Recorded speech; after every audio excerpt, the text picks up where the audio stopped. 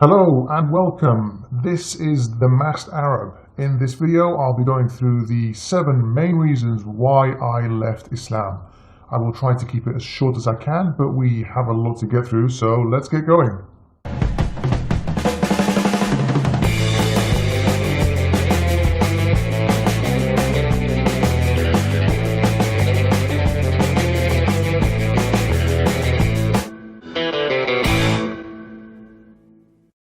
Before I start explaining them individually, let me quickly list the 7 reasons that made me realize Islam was just yet another man-made religion. And they are: Number 1. The Quran is not perfect and contains blatant scientific errors. Number 2. The Quran has contradictions as well as grammatical and historical errors. Number 3. The life and actions of Muhammad were not as perfect as I had been led to believe.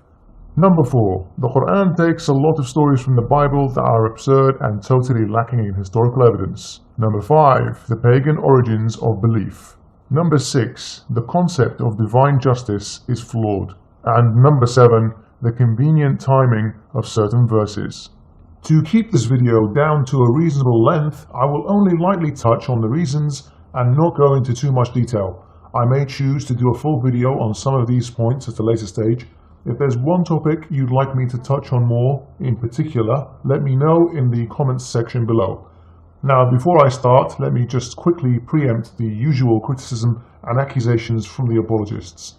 I'm not going to believe what you say because you're just making it up. I realize you don't trust me, and being skeptical is a good thing, so I'll have my sources in the description below and you can check them for yourself. Well, anything you say is bound to be out of context. The Quran explicitly states several times that it's meant to be a clear book. Only on one occasion does it claim that some of its verses can be allegorical, but logically any allegorical verses would have to be specified as such, otherwise the whole book is pointless, as we wouldn't know whether anything that is being said is actually meant. I hate you, you stinky infidel. Oh, yeah, I'll give you that one. I keep getting sidetracked and I'm trying to keep it short anyway, so focus, man, focus! Okay, so reason 1. The Quran is not perfect and contains basic scientific errors. We all know, if we have any understanding of our reality, that the universe most likely began as a Big Bang. Now, some Muslim preachers will embarrassingly claim that this is foretold in the Quran 1400 years ago in this verse. It basically says that the earth and heavens were one and then split apart. Well, sorry, but that is nowhere near describing the Big Bang. For starters, Earth formed as a result of the universe coming into existence and could not have existed at the very beginning of the universe. Earth was only formed around 9 billion years after the Big Bang, so it was never there at the moment of the Big Bang. And if it was, the planet would have been incinerated in the face of such heat and force. Moving back to the point of scientific inaccuracy, the Quran repeatedly tells us in the clearest of terms that the Earth was created first before the heavens. Quran verse 229. He it is who created for you all that is in the earth, then turned he to the heaven, and fashioned it as 7 heavens, and he is knower of all things. Chapter 41 verses 9 to 12 also give us the same order, that the earth came before the heavens. The order here is absolutely wrong and irrational, but in line with what a desert Bedouin in the 7th century might have thought, and also generally in line with the teachings of the Torah, which got it wrong too. We can date stars using various techniques like measuring the beryllium content in the star's outer layers, and we have stars that are nearly as old as the universe itself, while we can also measure the Earth's age using isochron dating of lead isotopes and numerous other methods which all give us the same results. Also, looking at the verses in chapter 41, the verses 9 to 12, we find that it takes God at least twice as long to build Earth than it does for him to build everything else in our vast universe. The Sun itself is around 1 million times bigger than Earth in volume. There are billions of stars in just our own galaxy. Then there are billions of galaxies in the observable universe. The fact that it would take God longer to build our tiny planet is telling us the author of the Quran had a very geocentric view and was oblivious to reality and the scale of our planet. Moving on, a recurring topic in the Quran is that of the purpose of stars. We are told that they are in the lowest heaven, so the layer of heaven closest to the earth, and that their purpose is twofold. One is stars were created to be a decoration for the night sky, and the other is that they act as a form of protection for God and the angels, and what's called the High Council or Exalted Assembly in heaven, where God and the angels reside. The stars are pelted at devils trying to listen in to what's being said in the heavens. Now there are two main problems here beside the obvious absurdity and mythical nature of this story. The first is that shooting stars are not actually stars but meteors. And the second is these meteors burn in the layer of the atmosphere just above Earth called the mesosphere. That's between 50 and 85 kilometers above the surface of the Earth, and hardly anywhere near heaven if it's alleged to be outside the edge of the universe. It's clearly an ancient legend that tries to explain why they were shooting stars to primitive people who didn't understand the world around us. Now the list of these scientific errors is long, but I need to move on. Reason number 2. The Quran has contradictions as well as grammatical and historical errors. I initially believed the Quran didn't contain any serious contradictions, but I can now see that's clearly not the case.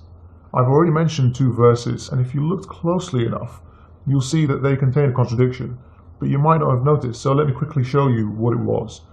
In chapter 21, verse 30, it says the earth and the heavens were together and then separated, while chapter 41, verse 11, says the earth and heavens were separate and then joined. Elsewhere, according to Islamic history, the first major battle the Muslims fought against the pagan Arabs were at the wells of Badr, around 130 kilometers southwest of Medina, not too far from the Red Sea. Muslims claimed their army defeated a far larger army, and Muhammad said this was due to a number of angels who came down to help them in battle. But how many angels helped the Muslims win the Battle of Badr? If we look at Surah Al-Anfal verse 9, it's 1,000. Whereas Surah Al-Imran verses 123 to 124 are clear that 3,000 angels helped the Muslims at Badr. Some apologists claim that the 3,000 angels were sent at the next battle of Uhud, but that makes no sense since the verses are clearly talking about Badr. It mentions the battle by name, and the Muslims also lost the Battle of Uhud, so 3 times as many angels didn't really help. Now, how long is Judgment Day? Well, it's either 50,000 years by our count or 1,000 years by our count. It depends really on which verse you're reading. Some apologists claim its duration changes depending on how good or bad you are, but nothing suggests that in the text of the Quran, and it seems to be a poor attempt at making sense of the discrepancy. I won't get into grammatical errors here as this video is in the English language, but a blaring historical error comes in the description of Jesus' mother Mary. The author of the Quran clearly mixes up the well-known Mary with a Miriam who allegedly lived hundreds of years before her. Miriam is mentioned in the Bible as a sister of Aaron and Moses. The book of Exodus, chapter 15, verse 20, clearly says that Miriam is the sister of Aaron. She's also mentioned as the daughter of Amram, and this is mentioned in 1 Chronicles 6:3. Now the Quran mentions the Virgin Mary with exactly the same relations as Miriam. That is just way too much of a coincidence and extremely strong evidence that the Quran's author made an error after mistaking Mary and Miriam as the same person. We see in Surah At-Tahrim, which is chapter 66, verse 12, Mary is referred to as the daughter of Imran, whilst in Surah Maryam, chapter 19, verse 28, she's referred to as a sister of Aaron. The author has clearly mistaken Miriam for Mary in the Bible and presented them as the same person in the Quran. On to reason 3, the life and actions of Muhammad. Now, before I'm accused of cherry-picking on this, I will say I am aware that he did do some good things like encouraging charity giving to the poor, for instance, and forbidding backbiting. But there is no doubt, if you read the Quran, Hadiths, and his Seerah, which is his biography, that the man was brutal to say the least and nowhere near the absolute model of perfection I was taught he was as a Muslim. The most well-known controversy involving him was probably his marriage to a 6-year-old girl before consummating the marriage at 9. Apologists in this generation know this stands against their values and often try to wriggle out of it by changing the age of Aisha based on indirect calculations emanating from much weaker hadiths, while others will claim girls mature faster in hot climates. But I'm not really here to cite Aisha's marriage and instead will focus on other aspects. Muhammad was a violent man who led at least 30 raids against his opponents and encouraged banditry against trade caravans where his men looted goods and killed traveling merchants. The attacks were unprovoked the vast majority of the time. In some raids, Muslims attacked villages, killing the men and enslaving women and children. In one instance at the Battle of Autas, Muslims captured women as sex slaves and felt it was immoral to have sex with them as they were already married. So then Muhammad reveals a Quranic verse to tell them that having sex with married women is banned, with the exception if that married woman is actually your slave. Apologetics have a difficult time trying to defend this verse, as it's clear in the Quran and it's across pretty much all Islamic sources, Sunni and Shia. This is found in Surah An-Nisa, which is chapter 4, and verses 23 and 24. At the beginning of verse 24, we see it says, "Also prohibited are women already married, except those whom your right hands possess." So we can clearly see that Muhammad and the Quran encouraged Muslim soldiers to rape their female captives, even if they were married. Muhammad was also obsessed with the Jews. He initially felt he could convince them to join him and accept his prophethood, but they kept insisting for miracles that he couldn't provide. So he became increasingly frustrated with them and began to come up with reasons to attack them, banish them, and take over their wealth and property. He banished a couple of Jewish tribes from Medina, but then the third and final tribe weren't as fortunate. The Banu Qurayza had been accused of not doing enough to support Muhammad in his battles, and he besieged their fortress for 25 days with no food or water allowed in before they were forced to surrender. Now, cutting food and water from a village may seem inhumane, but the Quran here praises the Muslims for casting terror in their hearts. In chapter 33, verse 26, we see it says, "And those of the people of the book who aided them, Allah did take them down from their strongholds and cast terror into their hearts. Some ye slew, and some you made prisoners." As the Jews sat awaiting their punishment, some Muslims from the Aus tribe begged Muhammad to be lenient in his sentence, but he appointed a man known for his contempt towards the Bani Qurayza to issue a sentence against them. This man, Sa'ad bin Mu'adh, ordered that all men and boys who have reached puberty are beheaded. They checked for pubic hair growth to determine who was to die. The women and children were to be enslaved by the Muslims and their property taken by Muslims. Muhammad even took a female slave called Rayhana on that day after murdering all the men of her tribe. One woman was also beheaded after she had allegedly insulted Muhammad. Estimates of people beheaded that day range from 600 to 900 people. I ask Muslims here to be honest with themselves. If they were on the receiving end of such barbarity, would they give the same excuses that they give now for this brutal massacre? Another example of extreme violence endorsed by Muhammad is given as the context behind verse 533. If we read the verse, it says, "The punishment of those who wage war against Allah and His Messenger and strive with might and main for mischief through the land is execution or crucifixion or the cutting off of hands and feet from opposite sides or exile from the land. That is their disgrace in this world, and a heavy punishment is theirs in the hereafter." Now, many Muslims will always claim that this is out of context and it obviously means something else. So let's just take a look at the context. Let's see why this particular verse came down into the Quran. Now, pay attention here, as this pretty much single-handedly proves that Muhammad himself was not a man of peace. One day, a group of people from Ukal and Urayna approached Muhammad and asked for help. He sent one of his companions with them, along with camels, and told them that they could drink camel milk and urine on their journey. Once they were far enough from Muhammad, the people killed the companion and stole the camels. However, Muhammad sent out for them and captured them.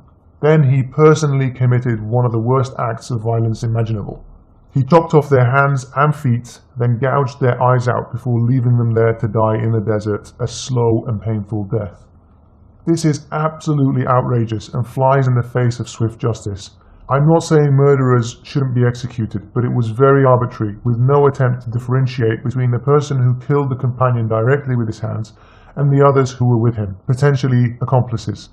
Why gouge out eyes and leave them to suffer slowly before dying? This story appears in many Islamic sources. I will link the main source in the description below. Reason number 4. The Quran takes many absurd and historically inaccurate stories from the Bible. For starters, there is no geological evidence around for a global flood like Noah's, even though there should be plenty of evidence for such a flood if it really happened. No historical evidence whatsoever that Jews were enslaved in Egypt at any time. No archaeological proof suggests that they were lost in the desert for 40 years. Yet elements of this story appear quite a lot in the Quran. For instance, Noah's Ark has now been uncovered as a forgery of earlier flood myths. Here on YouTube, 43 Ali has a brilliant video on this that is well sourced and linked in the description below. Whilst you're there, I would highly recommend watching his video on the evolution of Jesus through the New Testament, tracing how his story starts off basic and simple and evolves into something that is larger than life generations after the alleged death of Jesus. There's a general misconception that Islam claims the previous scriptures like the Bible were corrupted. The Quran actually says Muhammad confirms what was sent before him and confirms the scriptures with the Jews and Christians during his time. Let's take a look now at Jacob. He is also known by the name Israel in both the Bible and the Quran. Let's take a look at where he gets this name. In Genesis 32, we are told Jacob physically wrestles with God during the night until dawn, Then God tried to escape Jacob's grip, but it was too strong, and Jacob said he wouldn't let him go unless he blessed him.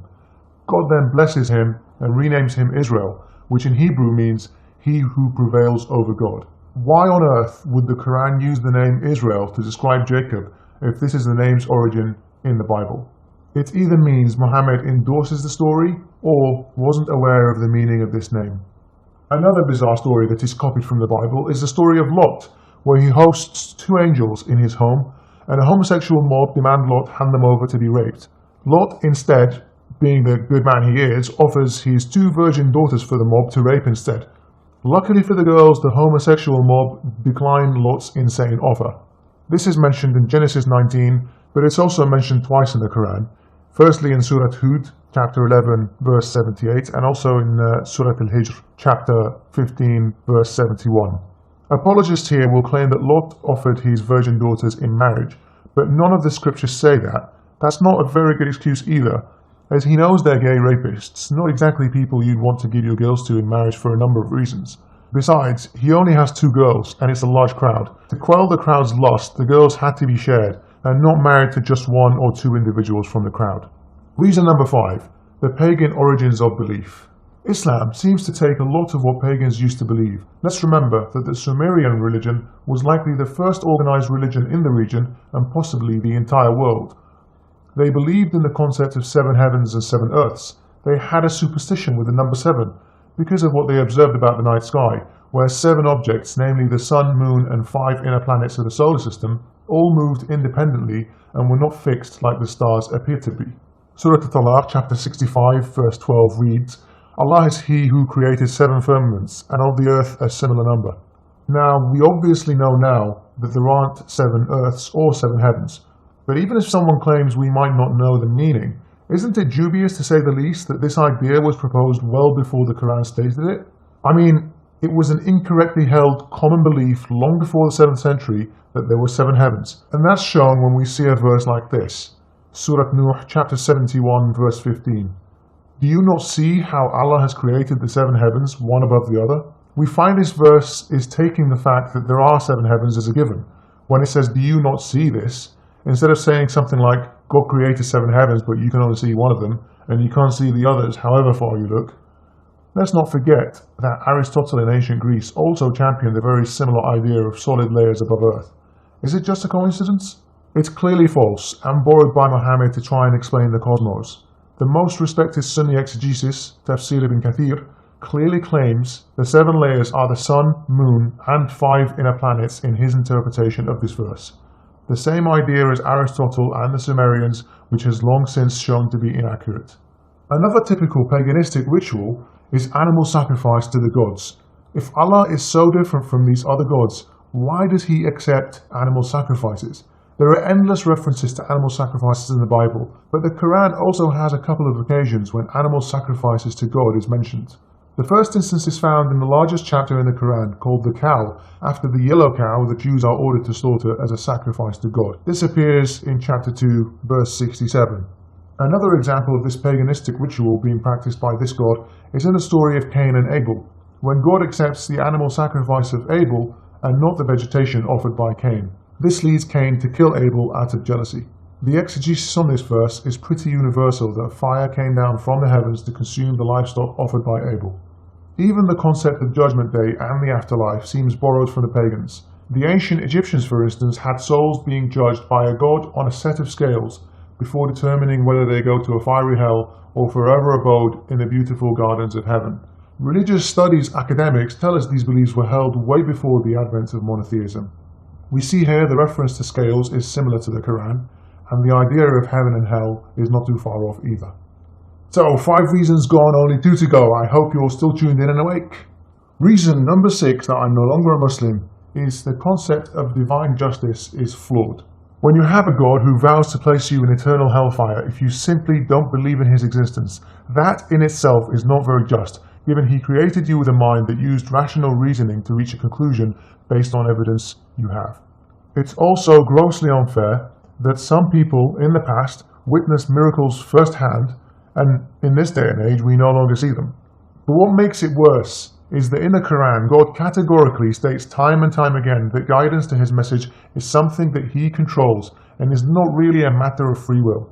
Chapter 2 verse 10 says, "In their hearts is a disease, and Allah has increased their disease." Why is he increasing this disease? A few verses later, we see that Allah mocks the unbelievers and leaves them to wander off blindly.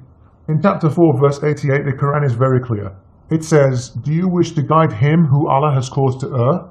And whomsoever Allah causes to err, you shall by no means find a way for him." Notice the language here. Allah is causing people to err. Allah is the cause of people erring. In chapter 16 verse 93, he causes err to whom he pleases and guides whom he pleases. So it's really down to him. It's not a matter of free will. These and plenty of other verses are clearly stating that it is God's will and not ours over who receives guidance and who is misguided.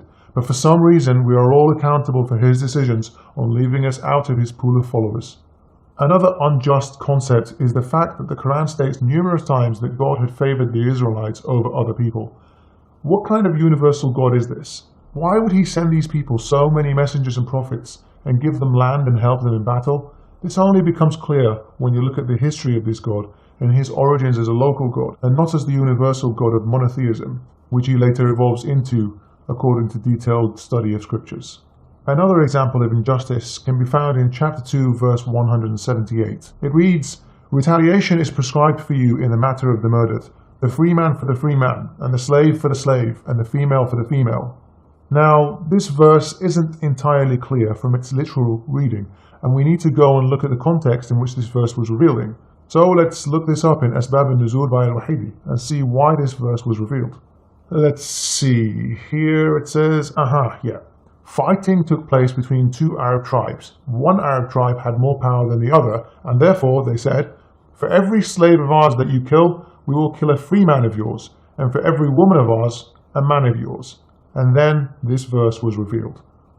So looking at the context of Revelation, we can see that God has prescribed the barbaric practice of vengeful tribal retaliation, where if someone from tribe A kills a woman from tribe B cannot kill anyone in tribe A other than a woman in retaliation, presumably because a woman and men have varying value. What kind of divine justice is this? Innocents are killed in retaliation, and Muslim clerics tell us this system is a perfect solution for mankind. Moving on to another point of flawed justice. It just doesn't seem like it's a fair test. I mean, people of religion will tell you that everything is a test, and it's a test whether you're going to believe or not. And if you don't believe, you fail the test and you will be punished in the hereafter. So, how fair is this? Why does a Muslim have such a massive head start on so many of us? Given that less than 1% of the world's population change their religion, this doesn't seem to be a very fair criteria. If the majority of people are unable to find the right belief using their brain, then I'm afraid God is being irrational in his judgment, as humans are clearly not capable of seeing the so-called truth of this message very easily. It's like trying to teach a class of 5-year-olds quantum mechanics, and then burning them in an eternity of hell if they don't understand it. Just to put things in context, this God of Islam forbids someone to eat pork or listen to music, but allows slavery, the rape of concubines, and the marriage of young girls. It really seems that his moral compass is all over the place. Finally, on to the last reason why I left Islam. Number 7, convenient timing of verses. Muhammad had many instances of when his revelations were convenient for him on a personal level, which undoubtedly leads skeptics to question why God would be revealing verses in the Quran that have nothing to do with the message of Islam. In Surah At-Tahrim, which is chapter 66 verse 1, we see that Muhammad is told he shouldn't be forbidding things which have been made lawful for him. So the background to this story is that Muhammad has sex with his slave Mary the Copt at Hafsa's house. When Hafsa walks in and catches him, he urges Hafsa not to tell one of his other wives, Aisha, because he made a promise to her that he wouldn't sleep with Mary. Hafsa tells Aisha anyway, and news spreads. There is a breakdown in the relationship of Muhammad and his wives, and after Muhammad vows not to sleep again with Mary, God reveals verses rebuking his wives and urging Muhammad to not ban himself from Mary. In Surah Al-Ahzab, chapter 33, verse 37, the background to this is that Muhammad was attracted to his cousin, Zainab bint Jahash, who was one of the most beautiful women in Quraysh at the time. But she was married to his adopted son, Zayd. When Zainab knew of Muhammad's attraction, she wanted to ditch Zayd and marry Muhammad, who had a much higher social status. When Zainab and Zayd divorced to allow for Muhammad to marry her, people frowned on the move as they considered Zainab to be his former daughter-in-law. But Muhammad gets a revelation from God ordering him to marry Zainab and not fear what people say. The reason given why he needs to marry Zainab is so that other Muslims will know that marrying your adopted son's ex-wife is okay in God's eyes. Staying in chapter 33, verse 50, we see this verse, which basically gives Muhammad an exception to the rule of having a maximum of 4 wives. He is told in this verse he can take as many wives as he wants. Just 3 verses later, we have another convenient verse. Here, the background to this is that Muhammad is annoyed at why guests at his home are overstaying their welcome. One of the guests is Talha bin Ubaidullah, who makes his intentions clear that he plans to marry Aisha after Muhammad's death. Muhammad is frustrated with this man, but is too shy to tell him to leave. So God reveals a verse to tell these people to leave Muhammad's house, and he also throws in the order that no one will ever marry any of Muhammad's wives after he dies. Muhammad once called for polytheism and recognized 3 female deities as daughters of Allah. This delighted his pagan opponents, but soon after Muhammad said he was told by Gabriel that he never gave him these polytheistic verses, and he gave him other verses to recite in their place. People became suspicious of Muhammad's claim to prophecy as a result, and God sends him another verse, this time in chapter 22, verse 52, saying that Satan had cast those words on his tongue, and that this had occurred with many of the previous prophets too. That just seems too convenient. So on that note, this video ends. Please help spread my work to Muslims or non-Muslims alike, who may be interested to hear the arguments I'm putting forward here. If you are a Muslim watching this video, please keep an open mind and check the sources I have left for you in the description box, so you can verify for yourself what I have presented in this video. Please like and share this video with as many people as you can, and please subscribe too. I will try my best to keep the videos coming your way. If you can afford to, please also support my work on Patreon. The link is in the description below. And follow me on Twitter, Google+, and Facebook. Until next time, adios.